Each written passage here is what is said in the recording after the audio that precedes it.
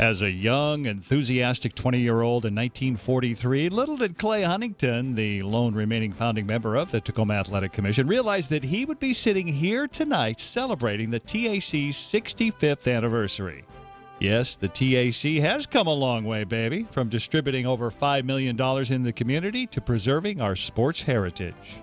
The TAC's commitment to honor individuals and recognize their athletic achievements continues tonight with our induction of 46 individuals and one team into the Tacoma-Pierce County Sports Hall of Fame, which was established in 1957. So let's meet the honorees who have come from Alberta, Canada, Washington, Idaho, Montana, Arizona, California, Florida, New York, and Alaska for this special occasion. Don't be fooled by the diminutive stature of Jim Cruz. At 5'7", he was the starting center on the Stadium High School football team in 1944, and then enjoyed considerable success in midget auto racing as a car owner through the western U.S. A fountain of knowledge in the sport. Think big when you hear midget auto racing and the Cruiser. Pedal to the metal appropriately describes Ron Eaton's fascination with racing as he quickly became a Northwest driving legend thanks to his dominance of NASCAR's Northwest Tour. With 3 series championships and 42 wins, Eaton lapped the field more than once to become one of the area's most prolific stock car winners. At age 64, he's still out there revving up his engine to compete with all comers.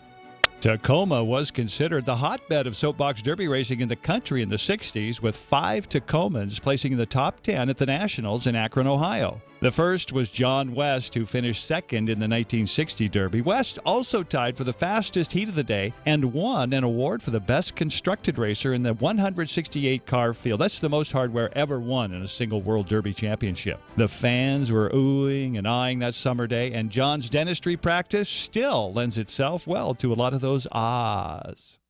Back in the 40s and 50s, the trio of Dave Minetti, Frank Moroni, and Cliff Shees formed the nucleus of the great K Street baseball team in the old Tacoma City League.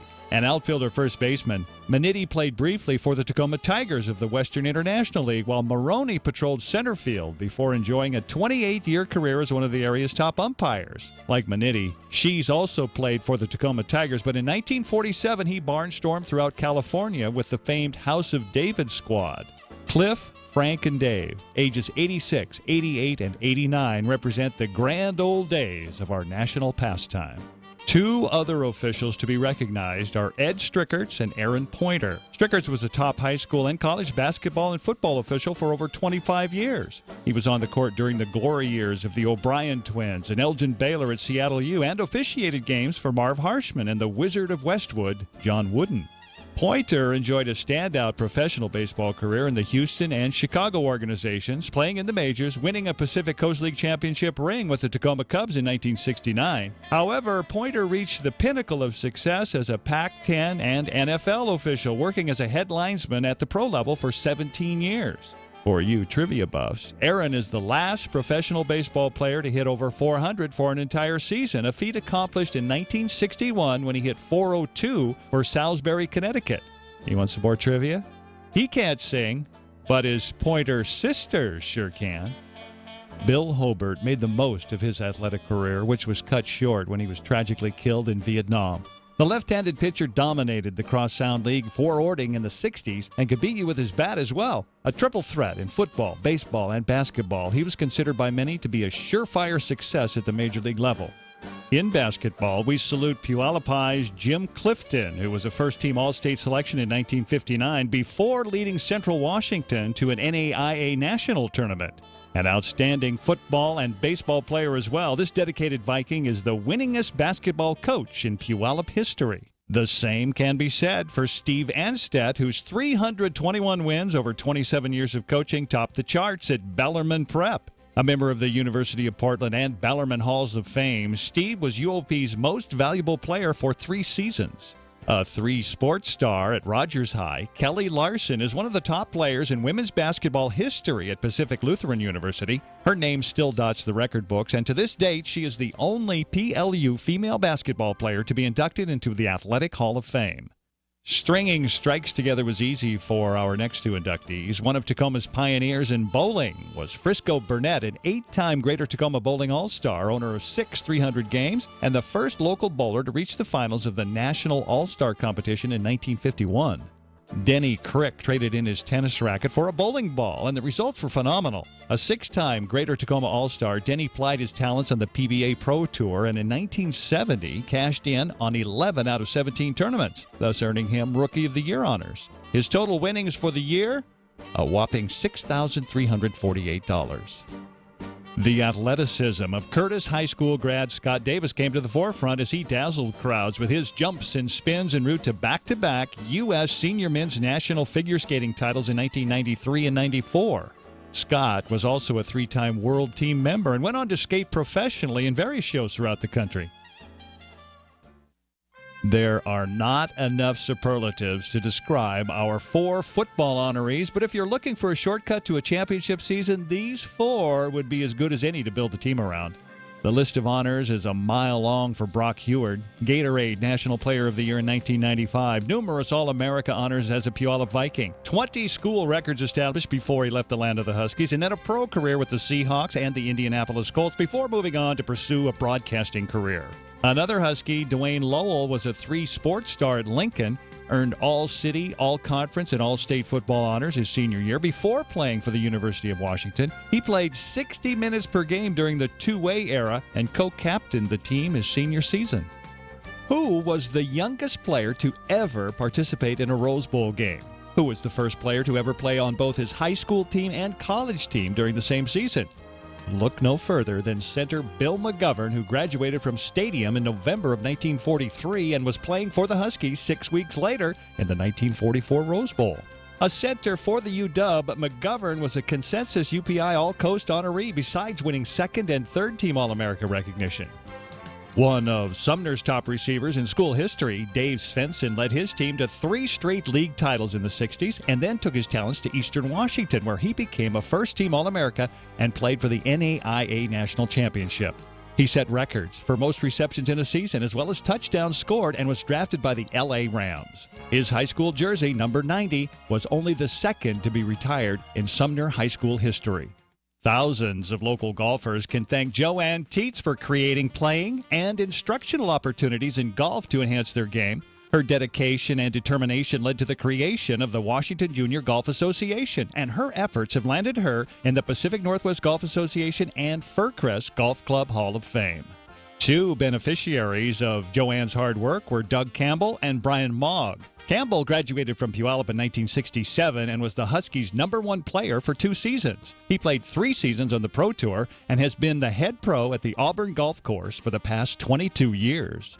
Brian Mogg took 2nd and 3rd at the state tournament while representing the Lakes Lancers, earned All-America honors at Ohio State, played 7 years professionally, and then opened up the Brian Mogg Performance Center in Florida, where he was lauded as one of the top 100 instructors in the country. You want a tip? Watch him on the Golf Channel. Catherine Williams-Cadera used her well-rounded talent and grace to become the first 3-time high school all-around gymnastics champion in state history while at Puyallup High. She then continued her career as a Husky gymnast and cheerleader. On the handball side, Lee McMillan has played handball for nearly 50 years, winning over 200 titles at the state, regional, and national level. He was the first national collegiate doubles champion while at the UW and is a 3-time state doubles and 2-time state singles winner. Louis Weir established Tacoma's first hockey league in 1938 and then organized and joined brothers Ed and Frank on the first Tacoma hockey team, Camerano Brothers. Louis' foresight and passion led to a high school hockey league in the 40s and a tradition of youth hockey programs that have continued since the 50s. Don't ever tell Marshall Perot to take a powder. If you do, the 92-year-old will grab his skis and head for the mountains, where he's enjoyed a love affair on the snowy slopes since the 20s. He raced for the Tacoma Ski Club and ran the Rainier National Park Ski School in the 30s and designed and built the first ski tow on the west coast at Paradise. So much for slowing down. One of the area's great softball pitchers is Gene Thayer, who participated in 29 regional fast-pitch tournaments and won 9 MVP awards. In 1974, Chico tossed 17 shutout innings against Seattle's Pay-and Pack and was named tournament MVP as his Mankey and Sons team upset the Pack to earn a trip to the Nationals. Another great hurler is Stadium grad Dick Yon, who racked up numerous MVP honors during his 21 regional tournament appearances before being inducted into the Pacific Northwest Hall of Fame. Relatively few people know about the sport of squash, but Mark Alger took advantage of the courts at the Tacoma Lawn Tennis Club in 1972 and reached the finals of the U.S. National Junior Squash Championships 3 years later. Alger represented the U.S. at the 1979 World Championships, played on the Pro Squash Tour, and was a two-time men's over 30 national champion. If you are ever in Palmer, Alaska, stop by his home and play on the only regulation squash court in the state of Alaska. Burt Wells enjoyed considerable success at the state level with over 20 years coaching cross country and track and field at Curtis High School. His teams qualified for the state meet 14 times and enjoyed a top 10 finish in 13 of those appearances, including 5 state championships. Warren Logan was a standout trackster and football player at Lincoln High and the College of Puget Sound, and during a 22-year span, his Lakes High Cindermen won 2 state titles and were runner-ups 4 times. He coached 12 individual and 6 relay state champions, earning a place in the Washington State Track and Field Coaches Hall of Fame. It didn't hurt to have our next inductee on those successful Lakes teams, as Kurt Corbin was a 2-time high school All-America selection, a 2-time Sound to Narrows winner, and won back-to-back state cross-country championships as well. Kurt was a collegiate All-American at the University of Washington and is now back where it all started, as a coach at Lakes High School. 2 Wilson Rams graduates who carried on the tradition of excellence in track and field are Michelle Finvick-Biden and Aaron Williams. Michelle was a 3-time state 800-meter champion, each time setting a state record, and lost only one 800-meter race from 7th to 12th grade. She also won 2 community college cross-country titles while at Green River CC. Aaron Williams, on the other hand, literally leaped his way into the state record books by winning the state triple jump crown and becoming the first athlete to jump over 50 feet. Besides winning state titles in the long jump and the 110-meter hurdles, Williams also competed in both football and track for the Huskies. Sumner's Jim Martinson put wheelchair racing on the map in Pierce County when he participated in the Sound to Narrows race in the early 70s, and in 1981 he won the Boston Marathon as a wheelchair athlete. He won 4 gold medals in the Paralympics, is an accomplished alpine skier, and was inducted into the National Wheelchair Hall of Fame in 2007. Governor Teet's sailing accomplishments spanned over 40 years, including wins in the annual Swiftshore race with his sailboats White Squall and Stormy Weather. Teets earned 14 Boat of the Year trophies, sailed in the Cape Town to Rio 3,300 30-mile race, and promoted the sport of sailing every opportunity he had. Although Gov has long since sailed off into the sunset, his sons George, Bruce, and Roger carry on the family tradition. Next up is Suzanne Vick Paulson, who starred in volleyball at Wilson High. As a junior at Eastern Washington, Suzanne was the team's most valuable player, and as a senior, she helped lead the Eagles to their first ever Big Sky Conference title and first ever NCAA tournament appearance while earning Big Sky All-Academic Team honors. Grappling his way into the Hall of Fame is Curtis and Boise State great Kirk White, a member of those schools' athletic halls of fame. With a state championship to his credit in high school, Kirk became the first Boise State wrestler to claim an NCAA national title, winning the 165-pound division his sophomore year. He was a 3-time All-American and competed for the U.S. in the World Cup, the Pan Am Games, and the 2004 Olympic trials, and is now head coach at Boise State. After a stint as a Kansas City A's bat boy, Art Popham worked for Charles Finley as Oakland's public relations director before taking over as the voice of the Tacoma Twins in 1976. Fans still remember his "Holy Cats" signature call when the action got exciting during the 12 seasons he spent as voice of Tacoma baseball, and he was as passionate as anybody when it came to his love for the community. The art of recreating radio broadcasts is a lost skill, but our Art perfected this craft in the tradition of Clay Huntington, Don Hill, Doug MacArthur, and Bob Robertson. So take a look and enjoy a rare glimpse into this craft. Tacoma Tigers baseball is on the air. With his wife Lisa and Tigers assistant general manager Ron Zollo, the Tacoma Tigers are on the air. Well, hi everybody, and welcome to an evening of baseball action from High Corbett Field in Tucson. As tonight, about 30 minutes after the actual game begins, Art Popham and his crew begin their recreation of the game on radio. Boy, what a great night for baseball. Just perfect. 85 degrees, of course, nice and dry in Tucson. Popham may not be in Tucson this night, but you'd never know by listening. There's probably about 3,000 or 4,000 people in the ballpark, and more still coming in as we get all set for baseball tonight. While Popham sets the scene, Ron and Lisa are busy compiling data about the game in a telephone call to the Tucson press box.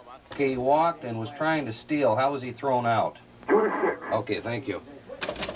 From there, Lisa types a sketchy script, usually with only the result of a play, passes it to Art, and Popham uses his imagination and knowledge of the players to make it come alive.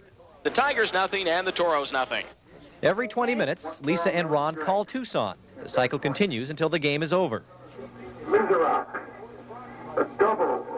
Deep off the center field wall. Almost hit it out of here. Here comes the 1-1 pitch. There goes the runner. It's hit on the ground. Foul down the third base side. Jim Kittlesby has enjoyed as varied a career as anyone, a Pacific Lutheran University grad where he played baseball. Jim later coached the team in the 70s, was an assistant athletic director and sports information director, and introduced the Pluto Awards on campus. He also worked for the Tacoma Giants baseball team and was the first person to join the administrative staff of the Seattle Pilots in 1969.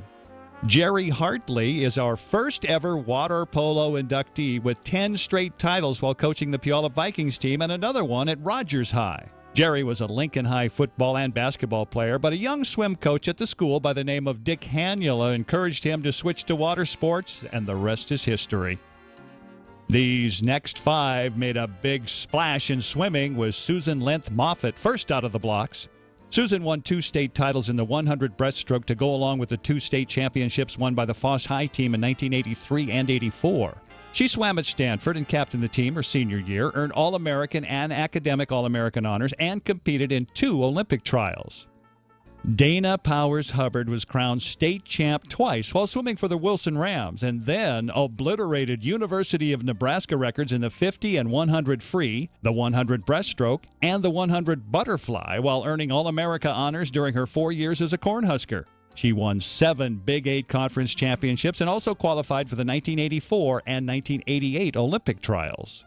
Older brother Rob competed for the Sumner Spartans and won NCAA Division II national championships in the 100 and 200 breaststroke events while competing for the University of Puget Sound. He was a 4-time All-American at UPS, qualified for the 1984 Olympic trials, and his 200 breaststroke record still stands to this day, 23 years later. He could really fly, and still does as a pilot for Alaska Airlines.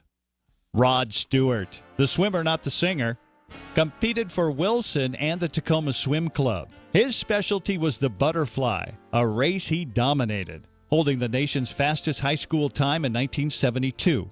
He won state crowns for 3 straight years in the 100 butterfly and also won the 50 free 2 years as well.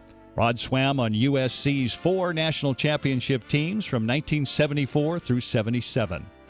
Anchoring this great fivesome is Mark Smith, at one time the #1 ranked U.S. high school swimmer in the 100 freestyle. Mark was a state prep holder in several freestyle events and was on back-to-back state championship teams while competing for Wilson High.